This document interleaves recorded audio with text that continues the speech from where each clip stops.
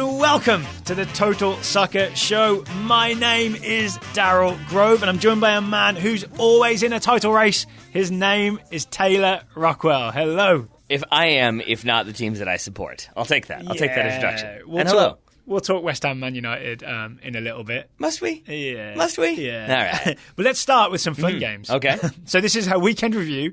Welcome. I mean, Man United or West Ham was fun if you're a West Ham fan. If you like blowing bubbles, it was, yeah. We're going to do our weekend review, all the stuff we saw this weekend. The game that caught my eye going into the weekend, and when I actually watched it, it was one of those rare occurrences where it lived up to the hype. Chelsea-Liverpool. Yeah. Chelsea-Liverpool was the game this weekend. You think so? Yes. Over Bayer Leverkusen, Borussia Dortmund? Well, actually, those games happened at the exact same time, and I very cunningly was at home and DVR'd both because I knew both games would be worth watching. Yeah. So it's interesting you say that because back when we were doing our live coverage of games, or we would do instant takes, it always was the case that we would pick these games that we thought were going to be amazing, and then they ended up sort of dull. Mm-hmm. People might think, based on the scoreline 1-1, that maybe Chelsea-Liverpool wasn't that exciting, or Liverpool-Chelsea, excuse me. Yeah. And I would agree with you, though, that I think it was probably the game of the weekend. Oh, it was great, right? It was Chelsea's short, pinball-y passing, Liverpool's pressing, Liverpool counter-attacking. It was all the things we wanted it to be, right? Yeah. But it also had, because Chelsea are so good at moving that ball so quickly under Mauricio Sarri, you also saw Liverpool just sit off a little bit, right? It wasn't the all-out press. You saw Klopp kind of adapt what Liverpool were doing just a tiny bit. And you had two great goals. All right. Yeah. You want to talk about those now? Let's just go straight to the goals, because that's what people will have remembered from Saturday afternoon, US Eastern Time. And right? it sounds like I'm not sure which one it sounds like you enjoyed more, because obviously you don't have a rooting interest in either one of those teams. No, this was a game I just watched as a neutral, knowing excitement. Give it to me. Thank you. There you go. And the Daniel Sturridge one is obviously the highlight one, that if you were going to get a goal from the weekend, it would probably be that one. But I would say that maybe the Eden Hazard one, it sounds like you loved just as much, if not more. Yeah, I mean, I love them both equally. They're all my children. But yeah, the Hazard goal has a lot going on, put it that way. I mean, it has I call it the pinball passing, where Chelsea move it around quickly. It has exactly that, because it starts with Hazard and Kovacic and Jorginho having a combo that partly pulls Liverpool out, right? Doesn't Trent Alexander-Arnold follow Eden Hazard all the way up into the centre circle? Yep. And it's a huge mistake, because then there's that quick passing, and then Hazard goes into the Hazard-shaped hole that is left behind. Yeah, I think... the Trent Alexander-Arnold-shaped hole. Because, to explain further, if you're going to try to break some of that pressing approach from Liverpool, the way to do so is to have your players constantly moving, so then it makes it difficult to sit on one player and block off options. But the other one is to play very fast. Yep. The longer you wait, the more you hesitate, the more options get closed off. And it does feel like the movement of Chelsea combined with the quick passing, it really did kind of pull Liverpool out of position, so that they ended up having huge gaps where they otherwise wouldn't. Yep, and I'll tell you what it looks like. It looks like tiki-taka on fast forward, right? When Chelsea start moving the ball, it's not like a slow passing it around thing. It's just So I would say a little more vertical, though. They're definitely trying to get to an endpoint. That's true. Yeah, Tiki-taka was a little bit more we'll probably get there eventually, but we'll take the roundabout way. We're not going to take the highways. We're going to take the scenic road. So it's tiki-taka, and then through ball. Yeah, exactly. That's basically what happened. And then it's an Eden Hazard finish. And the thing that stood out to me, it's a really weird thing maybe, but I think because I've been coaching kids and playing in our adult league where you don't always get the best mechanics, watching the Speak way... for yourself, mate. Well, the way he strikes this ball is the type of strike that you see so often makes kids fall over. It makes adults shoot the ball 40 yards over, but because he's going at full speed and he cuts it across with his right foot to shoot with his left, but he is running at full speed, and the power and strength you have to stop that plant foot on a dime and still get the foot across it without leaning back or falling over.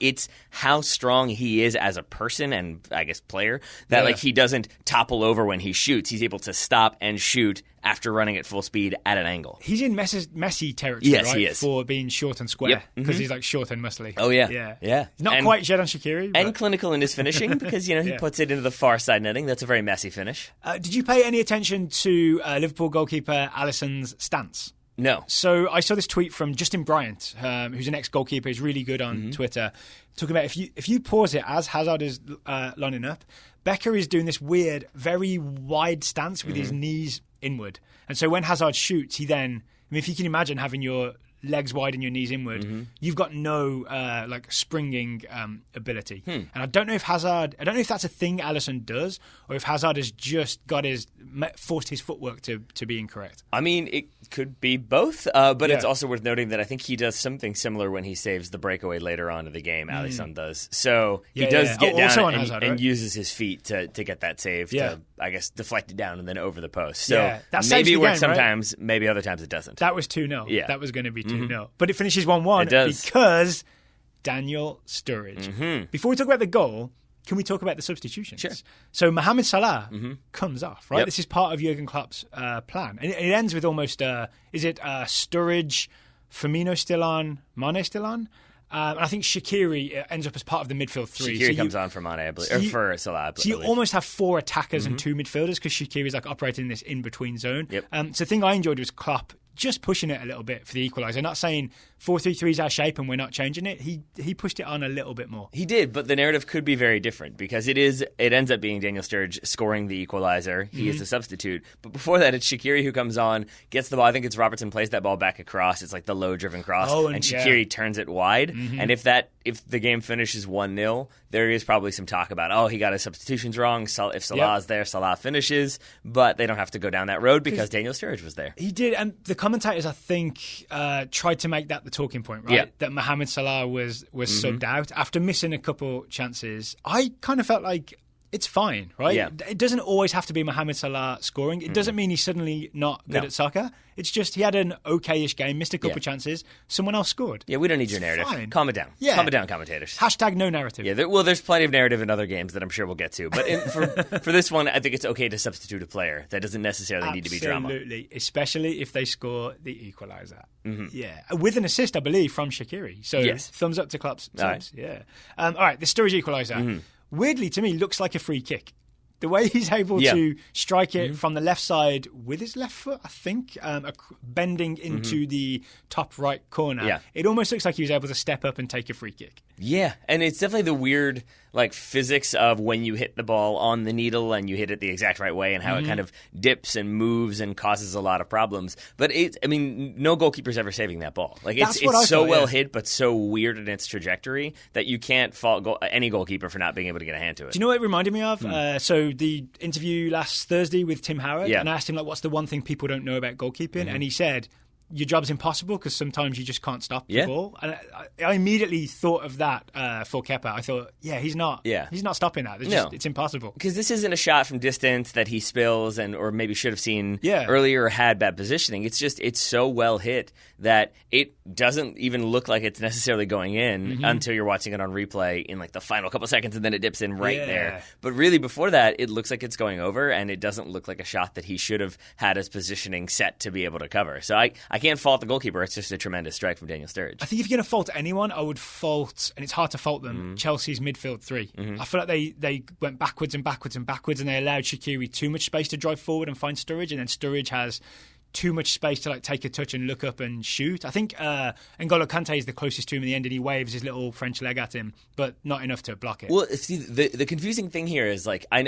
know it's always weird to go down the alternate history path, but there's also a decent chance in that situation that Daniel Sturridge puts that over the bar, and then we're praising Chelsea for sitting off and letting Putting Liverpool numbers back. Well, and that's what Liverpool, or that's what Chelsea want Liverpool to do. They want them to get frustrated. Not saying Daniel Sturridge was, but usually he didn't look frustrated. But you want them frustrated shooting from distance because nothing else is on, and that's basically what they force him into doing. Yeah. There aren't any passes on. There's not a through run, a runner through and then another runner off of that one, the way we usually see from Liverpool. So it's just a shot from distance. It just happens to be a very good shot from distance. And this reminded me of classic Daniel Sturridge. Remember the year where Liverpool very nearly won the title? And I think it was Sturridge and Suarez and a young Raheem Sterling helping out. And I remember Daniel Sturridge that year was basically shooting from anywhere, because anytime he saw a sight on goal, he just knew, I'm going to hit this, I'm probably going to score it. And it just when you see the replay, you see him look up. There's that moment where in the slow-mo, he looks up and you're like, oh yeah, in hindsight, this is always going to be a goal. Yeah. That look on his face. Yeah. So you think it's just the confidence has returned? I think it's weirdly, even coming off the bench and knowing that he is at best fourth fiddle, and there's only 3 seats for fiddle players, Sturridge being quite happy to come off the bench and still be confident, even if he's not going to start. And it does add something a little bit different, right? Because since Felipe Coutinho left, Liverpool don't really, in my opinion, have a long-range shooter. Yeah, they do now. Yeah, they do now. So this is, to me, even though this is Liverpool's first non-win of the season, it makes them a more terrifying proposition going forward, because now you also have this option off the bench, which is sharpshooter, fiddler, Daniel Sturridge, mixing his metaphors, coming off the bench and equalising. There you go. All right, there we go. Blaming Sturridge for my mixed metaphors. Any more Premier League you want to talk about? I mean, lots more. All right. But, okay, yeah, where do you want to go? I mean, I know you were excited to talk Harry Maguire, since you're all about all things England and defence. Oh, okay, so this was Leicester City's 2-0 win over Newcastle United. Featured a standout performance from Harry Maguire. I'm actually kind of mad at the Match of the Day crew, because they did a whole thing spotlighting it. After I just watched it very carefully and written down all the great Harry Maguire things, they then did like a 2-minute video package showing all of it. I find the only time I become hypercritical of Match of the Day is when that sequence happens, because then I'm like, oh, they didn't even notice this one pass. They're not even doing it. But good old Harry Maguire started off my least favourite England centre-back for the World Cup, finished maybe my favourite. He had one great slide tackle, one perfectly timed slide tackle on, was it Joselu? You know the one I'm talking about? Joselu, yep. It's one of those tackles that could definitely be a penalty kick if not timed perfectly. Yeah, I do love, though, that you've gone the defender route here of oh, he's got a great tackle. You're ignoring the fact that he scored a goal, right? I mean, yeah, but that's just the icing on the cake, right? Wins penalty? No, that doesn't matter. Perfect slide tackles one tackle in the area are the way to go. The other defensive thing I want to spotlight, just like the BBC did, is that battle of strength he had with Iosi Perez. You know what I'm talking about? Where it kind of looks like Maguire is horrifically foul Perez. It just happens that he's 5 times as strong. Yep. You know what I'm saying? And the referee reads it correctly and is like, no, he's just bigger and you were trying to foul him and you're on the floor. That's your fault. Yeah. It's not always a foul just because one is stronger than the other. That's why you got to go to the weight room, Aozi. That's why you got to go to the weight room. And while you're in the weight room, maybe teach DeAndre Yedlin not to jump so much. Oh dear. Yeah, because it's actually Harry Maguire doesn't take the penalty, but he does win the penalty does he volley it in the area, I think. And so. Yedlin does his thing that he has done for the US before. Man, I was not in agreement with you when we first started discussing this, and now it is sort of a weird, he does that a lot, and it's not a good thing. So this goes back to the Copa America versus Colombia game? Did we disagree back then? Well, I think you were just frustrated because I think you were trying to make the argument that it was maybe him being out of position or not being as comfortable, and I was just saying no, I think that's what you do if you're trying to block a cross. You kind of jump to try to make yourself as big as possible. And turn your back and wave your arms around. Well, it's not that. It's more so I can see trying to make yourself big to both. Maybe in terms of psychologically, it's not scaring away a bear. No, but it is the case that if you're trying to cross that ball and suddenly you feel oh, he's got that covered, I guess I'll just cut it back and not try to force this cross in. Oh, that's the Colombian game. I can see that happening, but I think what is more distressing is that it seems what he tends to do is jump a little bit out of control, and as you said, he turns his back and he leaves his arms out, and that's going to lead to penalties. This is the 3rd time I believe this has happened to him. That feels right. Yeah. So penalty kick for Leicester because of DeAndre Yedlin. Can we pause on Yedlin a second? I feel like I've been too critical of Yedlin the last 6 months or so. I don't know why. He's my starting right back for the US. I kind of love him, but then every time I watch him play, I feel like I always end up criticising some defensive positioning, or some passing decisions, or some dribbling decisions. And I want to get back on the happy path with I think Yedlin. We had that question about on the last week's show about now that we've got such so much more depth and strength at fullback. We've got fast fullbacks. That was the question. Yeah, but I do think that there is that idea that we look at DeAndre Yedlin and he is absolutely the US's starting right back. You could say there's other candidates coming down the line, but really it's his to lose. And so I think anytime you've got that person in that position, but when you watch them, there are still those moments of, ooh, he shouldn't be doing that. Ooh, that didn't look so good. Ooh, why is he moving there? Yeah. It gives you pause for concern. You're a bad man. So I think that might be it. It's just that in a position that we see as safe, it is his, that's where DeAndre Yedlin's going to be playing. When you still see those signs of, ooh, he hasn't figured that out and he's still making those same mistakes, you can then transfer that to, is he going to do that in a Gold Cup game or a World Cup qualifying game? And is that what we want to see? All right, well, Shaq Moore, Reggie Cannon, they're coming for you. Yeah. They're coming for you. And then, of course, Maguire also scores. Yeah, so Maguire on the score sheet. Oh, you're going to mention the goal now? On the penalty kick. Oh, just a quick mention. I mean, it was no slide tackle, but it was a goal. It was. So well done to Harry Maguire. Less well done to Manchester United. I think I've not talked about them as long as I can. Yeah, okay. So it was at West Ham, right? Because there were bubbles everywhere. Yep. 3-1 to West Ham against Manchester United. The bubbles to me were the hilarious part because it was watching Jose Mourinho, arms folded, looking very grumpy, and then just millions of bubbles floating past him. Yep. It was very incongruous. Yeah.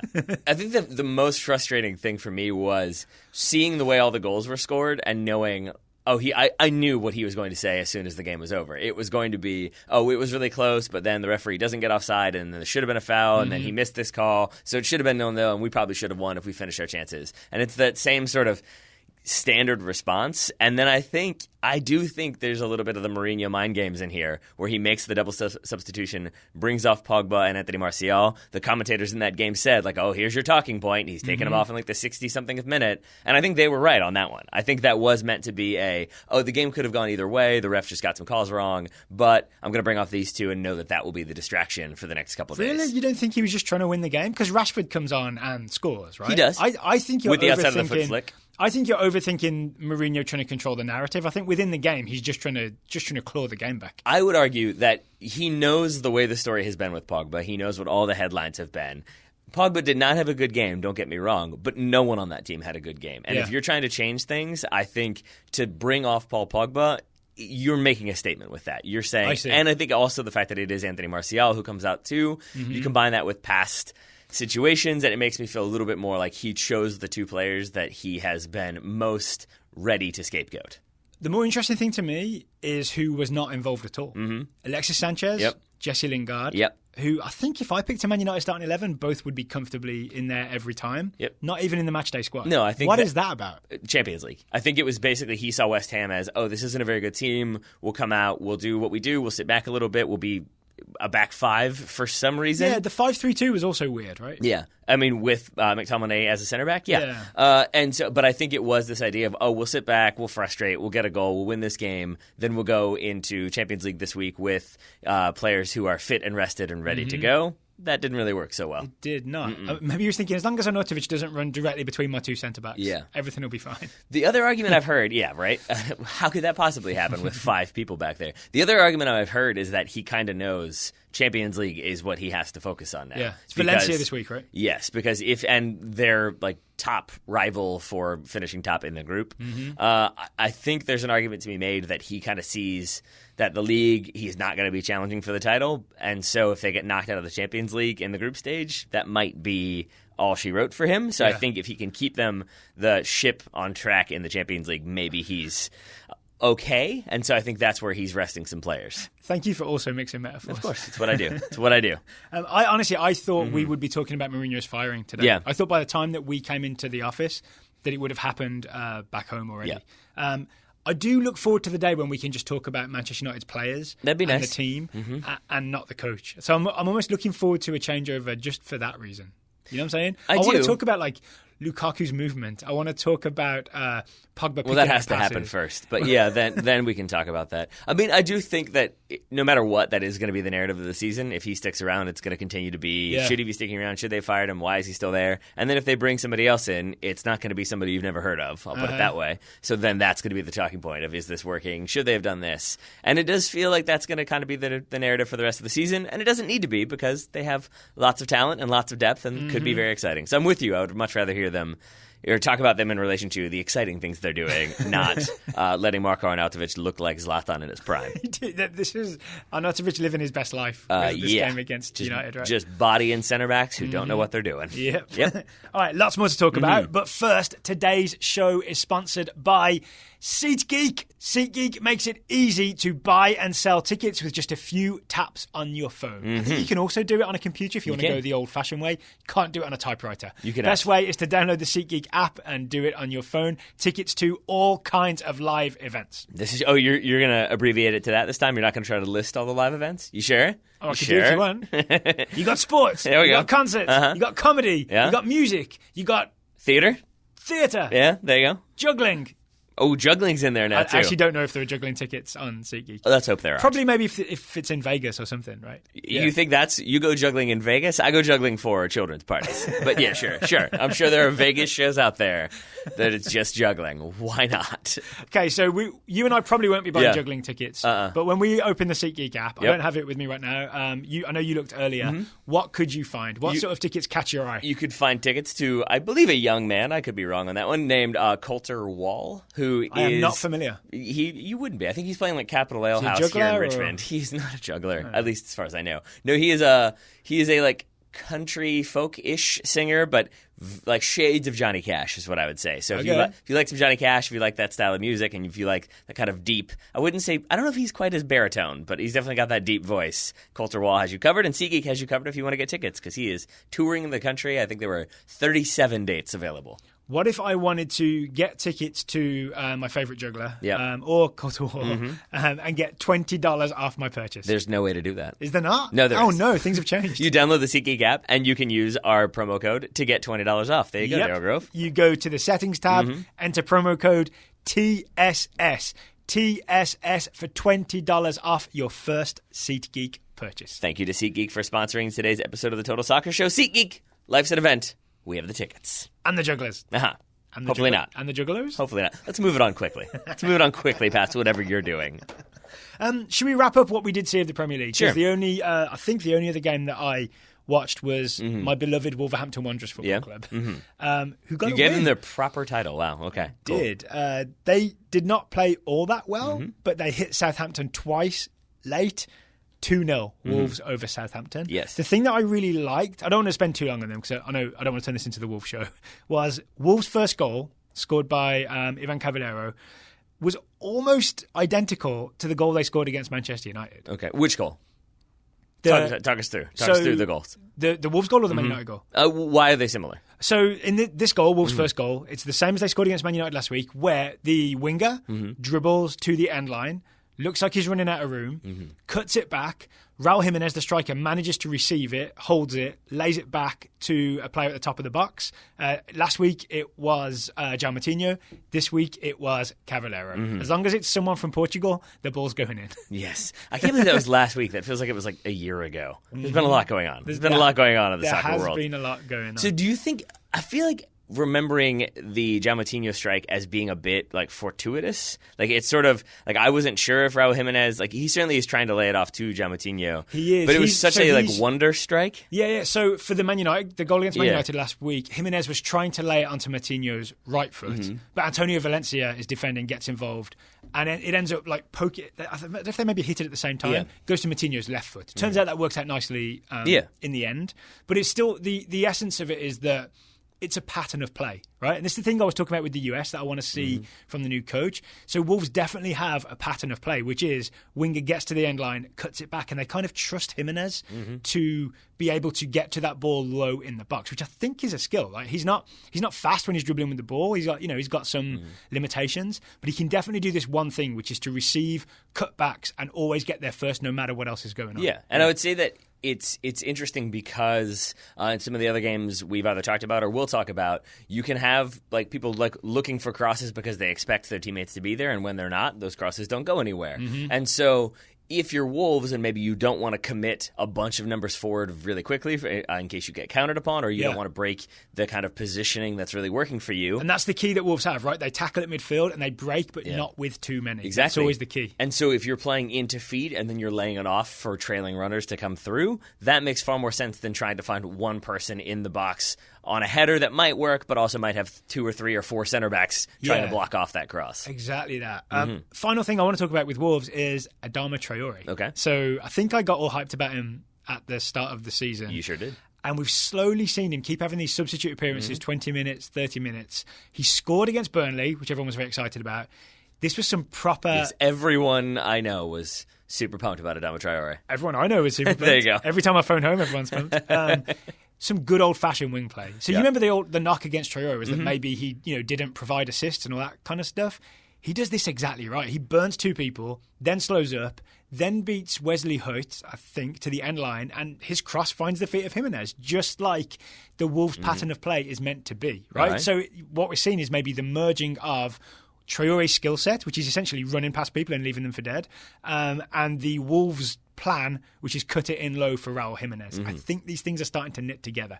All right. So we'll probably win the Champions League, is what I'm saying. This is where I can't tell, though, if this is fandom or astute analysis. Because things can be two things. It can be, but it's just like... Astute analysis. It is the case that basically what you've just described was a player who's very fast who wouldn't pass, now passing. And it does feel to me like it's probably just a player who got yelled at a whole bunch in training. You've got to get to the end line and cross. Actually, I don't want you shooting and trying shots from 25 yards out that go nowhere. It's half that, but it's half me saying that they've not just yelled at Adama Traore, pass the ball. It seems to me that it's been explained or drilled into him through practice. This is how we do it. We break, we get to the end line, we cut it back, right? So it's more like... Instead of yelling at him to pass, you're actually telling him, here's the very specific thing we're trying to do. Yeah. And then he executes that, and I think then that's a positive, surely. I mean, surely, but I would say that I have a hard time believing that most coaches would be out there being like, just pass the ball. Like, I'm sure they're giving him more instruction. What I would say is, like, maybe that's more so Nuno getting to the, like, maybe Wolves have reached that level where they're comfortable in what they're doing, and they're sort of comfortable in, we're probably staying up, so we can focus. If we keep doing what we're doing, we're probably staying up, so we can focus on these little things that maybe if we were really battling, we wouldn't be so concerned with when is Traore passing versus shooting. But now that it seems like they're in a position of safety, in a position of comfort, they can work on those little nuances in training of, okay, you've got to, instead of trying to cut inside too early, you've got to try to get it to this position before you look to pass. It feels like there's more subtlety there that you usually wouldn't get for a promoted team. Yeah, it feels weird, right? Yeah. I'm going to say that we're agreeing then. There we go. Yeah. Anything else you would like to talk about?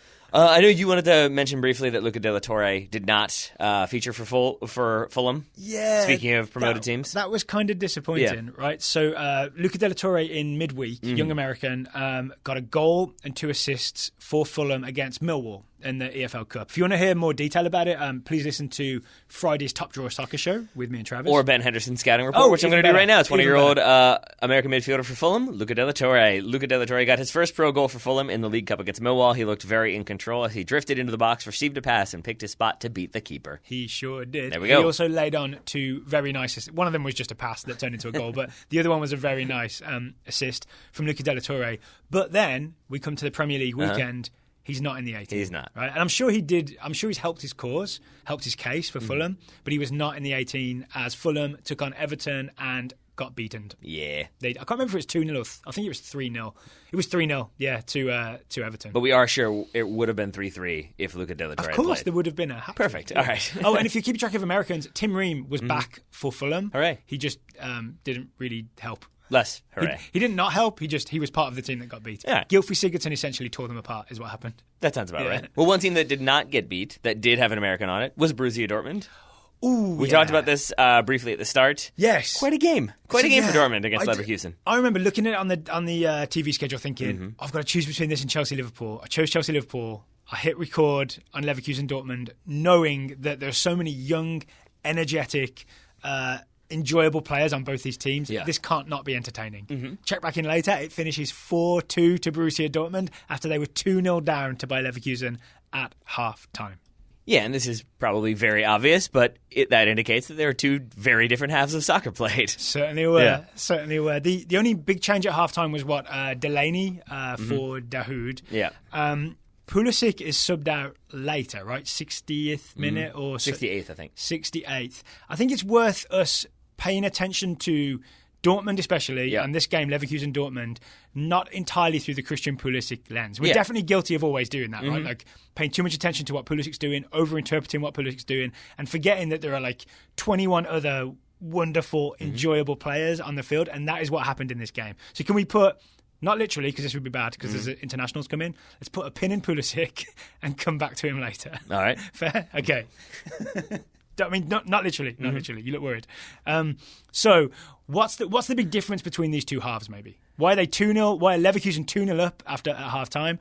4-2 down by the time this is over. I think part of it, you already mentioned, is the Delaney substitution, because I think even the commentators were saying it seems like Dortmund are being too conservative. They're playing backwards. They're not necessarily trying to get the ball forward that often. Yeah. And I think a big part of that then is you're just looking at individual players to sort of move the ball forward quickly because you're not doing it team-wide as a system, and I do think that was an adjustment that was made for the second half, was so get more of the ball. Yeah, get the ball forward, but get more people forward with the ball. And we saw Delaney for Denmark, I believe, at the World Cup. I mean, he is a somewhat, I don't want to insult him, but like he's a somewhat basic midfielder, if you know what I'm saying. Like, he's not going to take risks and go forward. I feel like Mahmoud Dahoud is a little, even though he's a number 6/8, I feel like he's a little braver, a little more willing to force things forward, or just has been given license to do that. I mean, I think it's sometimes too easy just to say like, oh, this player couldn't do that, so he was subbed out. But if you're given very specific instructions of I want you to do this and I want you to do that and I want this to happen, and then that no longer suits the game you're playing, it can just be easier to bring in somebody and give them new instructions than have that person abandon what they were told to do and change their game completely. That's interesting. So like, it might just be that Delaney's game just didn't suit, or whatever he'd been told to do didn't really work anymore. But you bring in Dahoud. I think he is told get more forward, stay more forward, cause more problems, and I think that's a big part of it. Yeah, okay, that's good.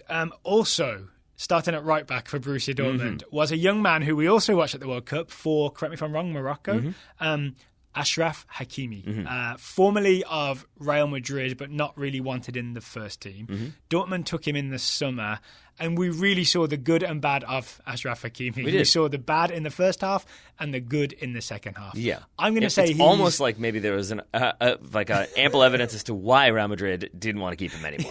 Yes, because you see the bad defensive side of him in the first half, and you see the good attacking side of him in the second half. I would go as far as saying that the 2 Leverkusen goals, he is the defender most to blame for both of them. Okay. I mean, yeah, I see what you're saying, because it is him slipping for the first goal, and he literally falls over because he's trying to like turn around and look at 2 things at once. It's the thing that was like telling for me is that his footwork is not what you would expect of a defender. Like he slips because he is backpedaling and he puts his right foot, I believe it was, too far back, so he loses traction, and that's why he slips and then has to regain his footing, and by then he's out of the play.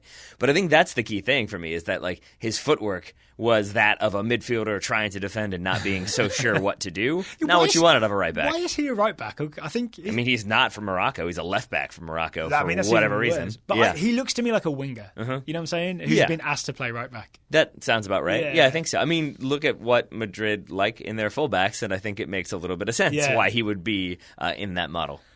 So I can't remember who scores it actually, but Leverkusen get down the left because Achraf Hakimi's fallen over. They cut it back and they score 1-0. Then towards the end of the first half, I believe on a corner kick, Jonathan Tah, the centre-back, scores Leverkusen's second. And Hakimi was definitely marking him to begin with, and he makes a fairly basic defensive error.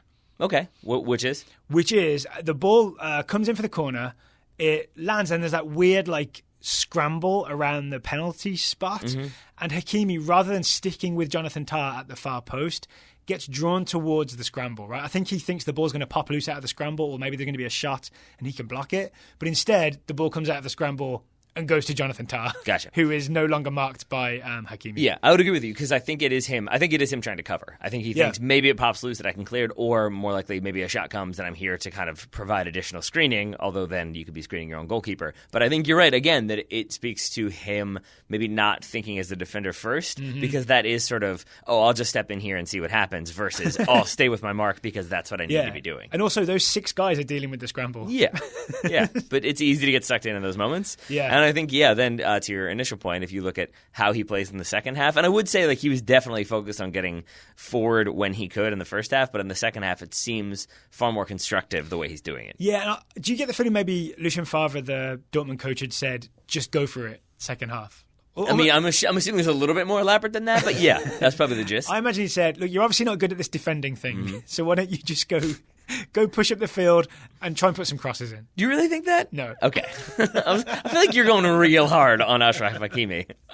No, I mean, I think it probably was that they were chasing the game more and he needed to be more involved in the attack. But I think, again, we can go back to Christian Pulisic for a second. There's the one in the first half when he intercepts a pass from Leverkusen and the counterattack is sort of on, and he drives forward, but he only has Marco Reus in front of him. Reus kind of tries to make the drifting away run to open up space. It doesn't really work. He's not a striker, right? Reus is he likes to drift to the left and thread play and be involved. Right. But here it's Pulisic basically has no other option. He drives forward. He gets tackled by 3 different players. Hakimi, if you go back and watch, as soon as Pulisic gets that ball, he's at a full sprint. He's trying to be involved. But I think if you're playing on that counter and there's no way to slow it down and maintain possession so that you can get more numbers forward. If it's always sort of drive whenever you have the opportunity, you're inherently going to have fewer numbers forward. And I think in the second half, they just slowed it down a little bit once they were able to get in more attacking positions, and I think that allowed for more bodies to be in the attacking third for Dortmund, and then they get goals. Literally had more bodies in the box,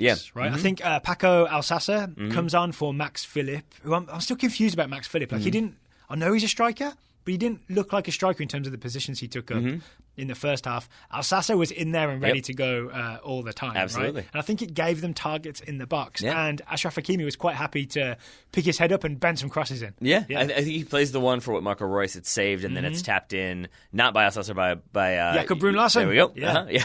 Alsasser was very close to getting that goal. They sort of both went at the same time. But that was I think you pointed out, that was the first time that we saw Dortmund really look for the cross from the outside into the box over the top of the defenders. So instead of it being Christian Pulisic on the right, dribbling at Leverkusen defenders in the box and maybe looking to force a low pass in there, it was just Hakimi picks his head up from way outside, like a David Beckham type range, and just bent it into the far post. Turns out that's what you got to do sometimes. That'll work. Well, it turns out if you can vary your attacking options, suddenly the defense has more to worry about, and then they can't be as resolute and only focus on one or two players. I think the varying thing is important as well, because Leverkusen definitely packed the box as if they were just ready for someone to dribble at them, but instead they cross. And that's why there's no pressure on Hakimi when he's crossing. Because I think even again, to connect it to Pulisic, he is the one that ends up being a corner. I would say very.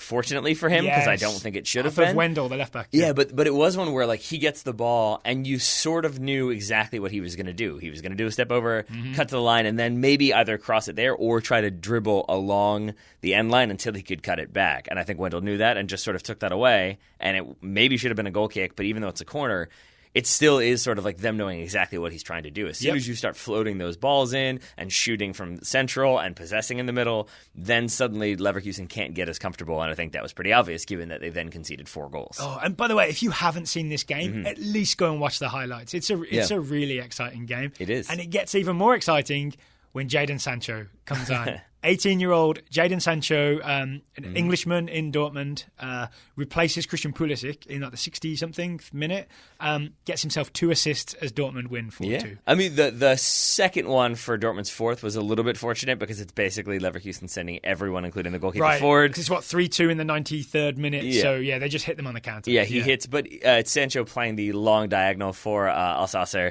and it almost gets cut out by the Leverkusen defender. I forget which one it was, but then it still makes it through. So it's a fortunate assist, but I still love that he really went for that pass, because I think other players might have thought, I can't really shift it onto my right foot so I can play this diagonal. I'll just drive forward and then eventually look for that ball. I like that he kind of made the decision, made that play, and it ended up working out. Can we also talk about Sancho's involvement in the equaliser scored by Marco Reus? I love this goal. So Berkey, Dortmund keeper, receives the ball. Quick throw out to Sancho. He kind of just beats 2 people down the line really quickly. And then he stumbles. He does. I want to, before we get to the stumble though, he kind of does as the ball is coming to him, he feints like he's going to take it back inside. And so I think the defender thinks, okay, I'll cut out that and I'll slow them down again. And then he just lets it roll across and goes. And it's a really nice little just hip fake from Jadon Sancho. That's all you really need to beat a player. So well done to him there. I love a move where you don't touch the ball, but you send someone the wrong way. That's the sign of someone that you got to be worried about. There we go. And then away he goes, but then he has to slow up because he stumbles a little bit. And I think that kind of works out in his favour. Because it allows him to play a simple square pass to Marco Reus. Fair? Yeah.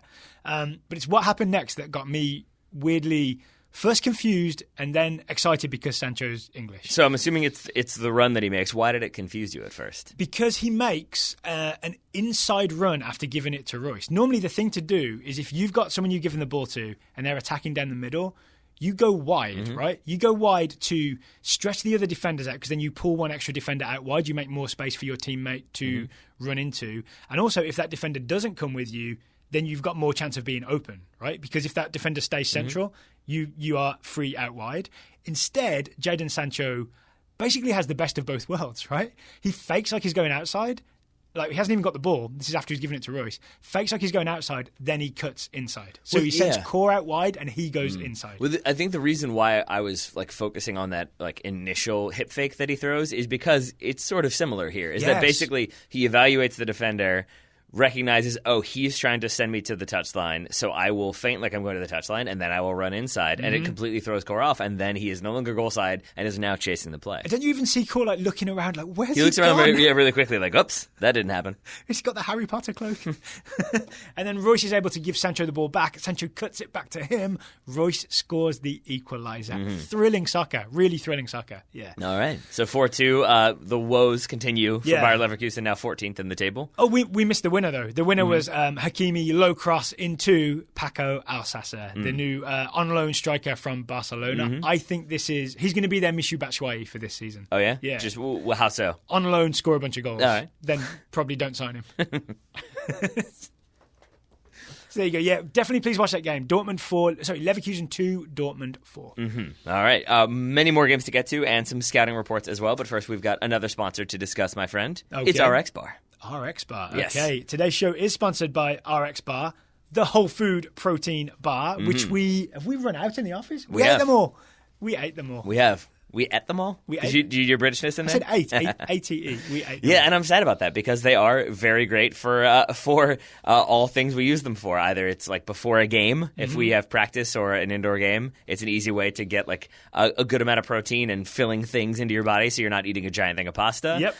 But, you can do it on the go. It's good for in between games if you just need that quick snack, that quick pick-me-up. And, it can even be a breakfast. I've eaten it as a breakfast when I'm on the run as well. All of those things are possible. I need 2 for breakfast. I'm a hungry breakfast eater. Gotcha. So it's made with real ingredients, which means there's no fillers, no additives, no chemicals, no added sugar. They even list the core ingredients on the front. They sure do. And no Bernardo Silva, no BS. There we go. They're gluten-free, soy-free, dairy-free, and they really do cover a variety of options. That's one of the things that my wife and I enjoy because I tend to go more fruit-flavored. She likes more chocolate-flavored. They've got both options. So meet you in the middle. You're well covered. So there are 14 delicious flavors. I won't list them all, but let's say there's mango pineapple, peanut butter and berries, chocolate, sea salt, still my favorite. Coffee chocolate, that's a new one. I haven't tried that. And seasonal flavors coming as well. Let's send us some coffee chocolate, RX Bar. I would definitely eat those. Best of all, for your first order, you can get 25% off. If you visit rxbar.com/soccer, then you enter the promo code soccer at checkout. What was that again, Tyler? Soccer at checkout, or you go to rxbar.com/soccer for 25% off your first order. Thank you, RX Bar, for sponsoring today's Total Soccer show. Dale Grove, where would you like to go next? Should we stay in Europe? Should we go to North America? I would like to briefly remind people about the Bundesliga table. Okay. Bayern Munich lost 2-0 to Hertha Berlin this weekend, which means that Dortmund's 4-2 win over Leverkusen puts Borussia Dortmund on the top of the table. They are leading the Bundesliga. It's been a while. It has. But there they are. There's an actual title race happening in the Bundesliga. Sort of. It's at, what are we, like 6 games in now? We're like, there's a title race happening. Yeah, but normally they're like 50 points clear this by is now. True. So this is good. Yeah. I mean, we'll see how it continues to play out because I don't know if one game slip up from Bayern Munich is enough to say definitely going to be a title race, but it's definitely closer than it's been. One swallow makes a summer. That's what I know. Is that a saying? That's a saying. All right. Yeah. I'm learning new things all day, every day. Well, the saying is one swallow doesn't make a summer. Oh, okay. Yeah. All right. Should we move to Major League Soccer? Let's do it. Because there was excitement there. Shall we start where there were goals? You said it's so straightforward of there was excitement there. Well, there was. Okay, There was. So you've got the top of the Supporter Shield race. Yeah. You've got New York Red Bulls hosting Atlanta. Farther down the table, you've got DC hosting Montreal. DC desperate to prove that even though we waited all these years to get good players in a stadium. It was all part of the plan. It was all part of the plan to sneak into the playoffs at the last minute. Yep.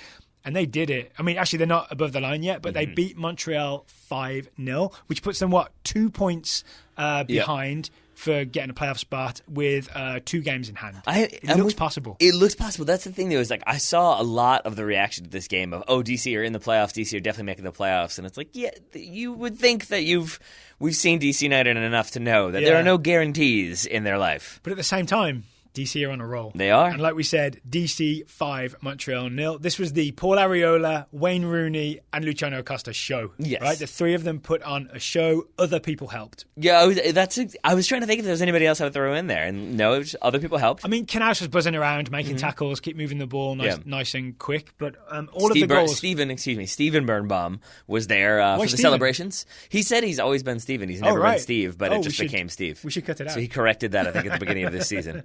I mean, what stood out to you in terms of that front three? I mean, really, I think, first of all, that it is... Not front three exactly, but you know what I mean? There's three but that's what I mean. Yeah, that stood out to me, is that it was sort of like, it is almost a whack-a-mole situation of when you cover one, there's still two. When you cover two, there's still one. And it did feel like Montreal really struggled to contain all three at the same time, which is an obvious thing to say when you're talking about a 5-0 game.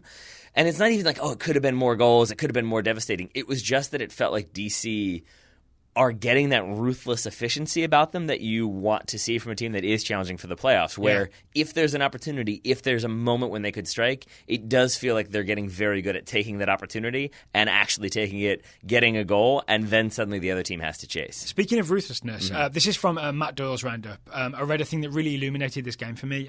He talked about what Montreal like to do. Right? Montreal like to tempt you to play the ball into the middle attacking part of the field, then they know they can win it back, and then they counterattack and they break, right? So if you watch the first goal, really good example, they tempt DC into playing the ball into that spot, but then little Luciano Acosta just fights, and there are much bigger defensive midfielders around him, fights, wins the ball. I think he plays a quick 1-2 after he wriggles away, and then he puts it in the bottom corner. Yeah. So it's almost like they tempted him into it, and he was like, yeah, I'll take it, and I'm going to score on you. He will battle. DC. He will fight. Yeah.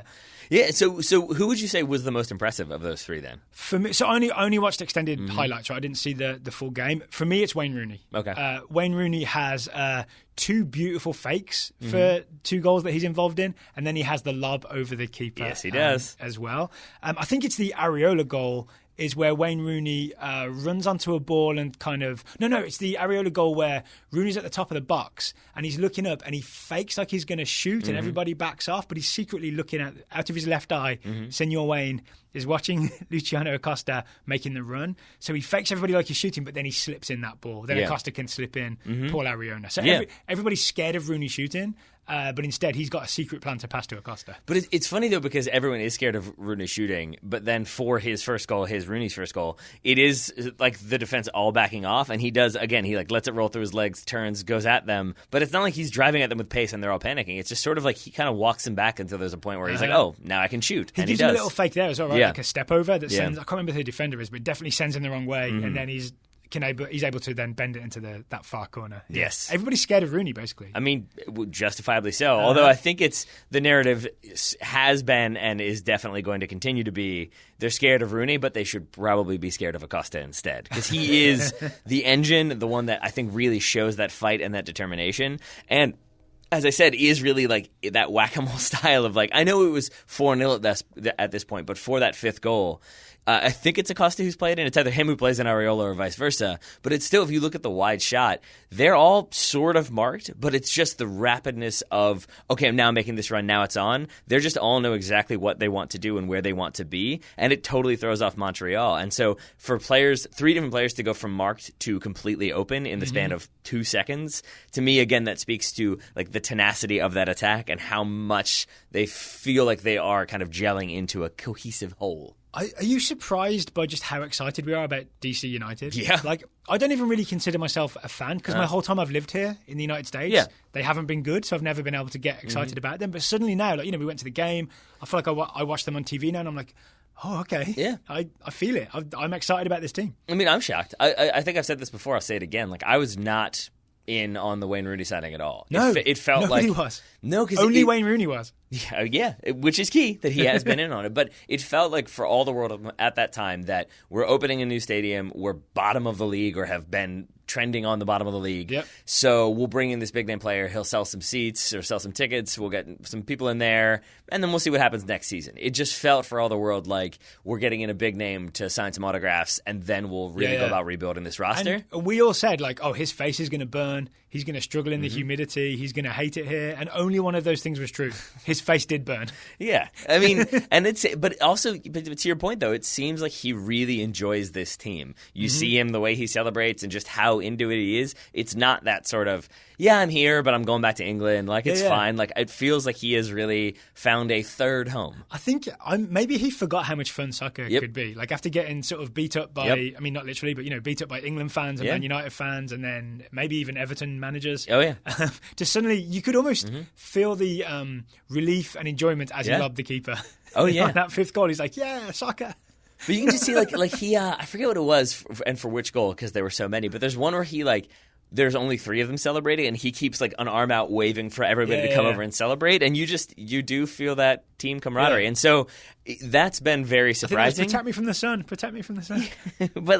but then it's also the case that you look at this DC team, which is a team that I thought needed a complete overhaul, and suddenly it is I saw some people arguing that this might be their deepest team ever. That's ludicrous. That's not the case. But it's a very deep DC United team in a way that I did not think it was previously. Is it deep? So Yamil Assad was also there. He gets the assist on the first goal. It's who deep for DC United in Major League Soccer is, I guess, a better way to put it. Aside from those, I think 1998 is probably one of the deepest teams they've ever had. Yeah. But it just feels like they've got options in the positions where they need for example, put it this way. Except fullback. I'd say there's not a lot of depth at fullback. Well, yeah, that's definitely true. But we were debating whether or not Chris Durkin should start every single game and should he be a regular starter, and he hasn't been. And I think a reason why we thought he would be is because Russell Canales, we don't really know what to make of him. Didn't really work out in Germany. It seems like maybe he's not going to be this electrifying defensive midfielding presence, and instead it's oh no, he's really good. Oh yeah. And then he's electrocuted a bunch of people. There we go. And then you still have Chris Durkin. You still have Ian Harkes, who hasn't been featuring that much, but could pop in at any moment, especially against random El Salvador teams. So it just seems like they have a stronger roster than I really would have thought. And I'm not saying that's just because of Wayne Rooney. Certainly playing home games helps. Yep. But it definitely is a different team than I thought we were going to see for sure. All right, enough of these playoff scrapping teams. Let's go to the top of the table. If we must. For the Supporters' Shield battle, where the New York Red Bulls hosted Atlanta United. We knew this would be a scrappy game. I wasn't quite prepared to see just how relentless the Red Bulls were. If you haven't seen this, Red Bulls win 2-0, and I'm going to say Atlanta never had a chance. Okay. Chris Armas out-tacticked Tata Martino. So what makes you say that? Why do you think he out-tacticked him? Because we saw from that, we rewatched the first, 5-10 minutes here in the studio just to see again what happens when New York Red Bulls get their, almost a club DNA pressing system all up in your face. It is impossible, even if you're Atlanta United, it is impossible to play out of the back. I promise you, I'm not trying to be semantics here, but I'm realizing the reason why I genuinely was saying why do you think he out-tacticked him? And the thing that I'm struggling with is that this is to some extent what we know the Red Bulls will do. It's changed a little bit under Armas as opposed to Jesse Marsch. But I have an answer. There we go. I want your answer because it seems to me like when you think of out-tacticked in the Sam Allardyce, it's where we did this completely different thing that they never saw coming and we caught them napping. And here it was sort of no, we did the thing we've done. We just did it really, really well. And they kind of didn't see it coming? So, yeah, it's not. I'm not saying it's ingenious from Armas because this is what Red Bulls have done to Atlanta in the past, right? And it's worked. But my understanding is in recent games, basically since Jesse Marsch left, under Chris Armas, the press has been a little bit... We've eased off the gas a little bit, right? And we've been taking more care of the ball when we get it. We're a bit more possession-oriented, a bit less go when we get the ball back. And Armas, weirdly, has kept the possession part of it. Red Bulls looked a little calmer on the ball than under Marsch, but he still went with the all-out press against Atlanta to begin with. To me, that's the brave part, is Armas going against what I think his instincts were to normally do as him running the team, to go back to the thing that worked. Yeah. Right? Yeah. So it's not as if he invented a new tactic. Yeah. He just went back to the old one. Well, that's pulled out an old favourite recipe. Well, the old can be new. Yeah. And I would say this, though, what you and I have talked about a little bit off air and at various points throughout the season has been that if you are playing that high-pressure, very high-intensity system, it makes it really, really hard to go from that to, oh, we've got the ball back. Okay, let's all settle down and move the ball around and possess. And I think to your point about how this maybe wasn't the prettiest game to watch, it was the case it was that, a bit rough. like in the first minute, but right? Deliberately, I think that's what Red Bulls were going for. Well, let's make it rough. That's the thing, right? Is that like in the first minute they force Atlanta trying to play the ball like a 30-yard pass upfield. It's intercepted by Davis. Davis, yes, thank you. But he tries to force the pass through. I think it goes off Kaku's leg and out for a goal kick.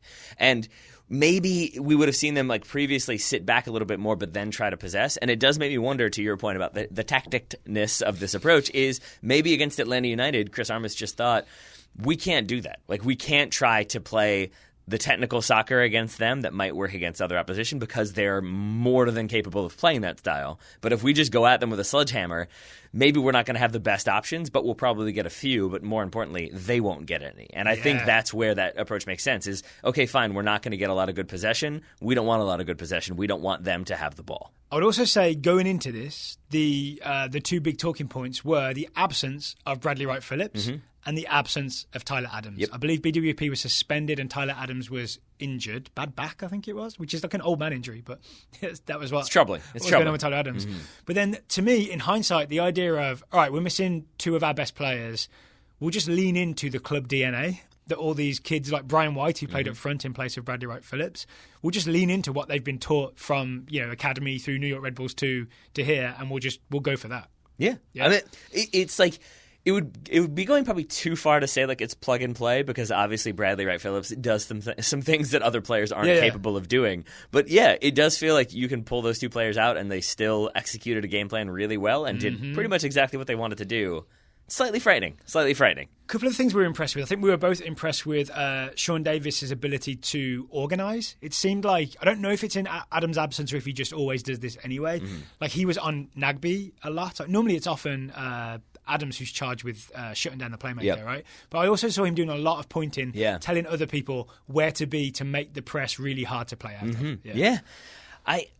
Again, it surprises me whenever you have a coaching change in the middle of the season, and it's not a coaching change. I don't know if this will make sense, so bear with me. I apologize in advance. But like, when you have a coaching change, when Jesse Marsch leaves, it feels like a way to get players to be motivated again. It's not simply just, oh, we've got a new face in there. It's like you change it up a little bit and you try something different and you get the players back into like, oh, okay, I got to learn how to do this better. I got to learn how to play this style. And it really does blow my mind that Chris Armas has basically been like, no, we're going to do the same thing, but I want everyone to do it better. And they are. It's an odd thing where, again, it just speaks to the system that the Red Bulls have and the style of play that they've sort of like brought about from youth level all the way up to their senior team.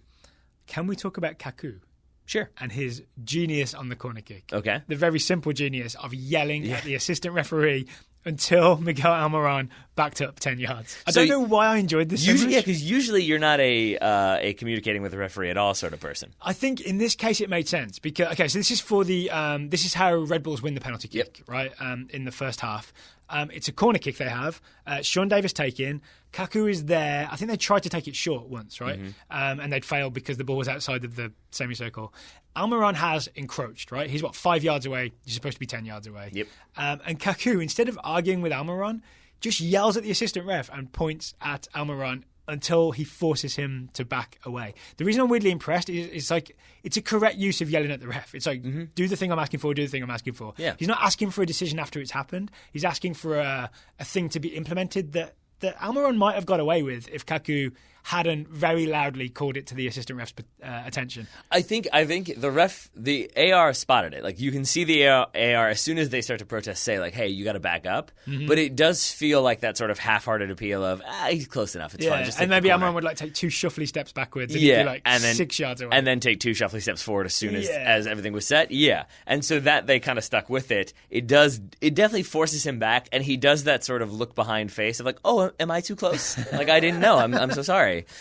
Which makes me think that it was definitely intentional. Yep. But then I think the other thing that you spotted was that then the kind of ball goes exactly where he was standing. Yeah, that's the reason I thought this was important, is Sean Davis serves this in a way that Almiron, if he was close, would have got it. It's a low, direct ball, like just flashes inside the 6 yard box. That's when I think Aaron Long gets to it, and is it McCann? Handballs it. Penalty kick. This is how Red Bulls are up and running. They get the first goal. There we go. All right. So I think actually your point was it would be very, very exciting if the Supporter Shield were the table. Yes, because what? So Red Bulls are now 1 point behind Atlanta in the Supporter Shield, and I guess in the Eastern Conference as well. Also that. With 3 games to go. If this was a title race, it would be absolutely thrilling. The final 3 games for each team would be absolutely thrilling. It still kind of is, but then there's this other thing after it, right? Yeah. We don't need to argue the MLS Cup versus single table thing. No, and I would definitely not, because as a nominal DC United fan, I would say that what we've seen historically is teams that catch fire and figure it out at the exact right moment. That's possible. Go deep in the playoffs. Yeah. That said, it's also equally likely that DC crash out the week before or the week after the playoffs begin. So a couple of things caught my eye in Major League Soccer. We don't need to go deep into this, but Zlatan scored a very nice goal with a sort of step over and then shot.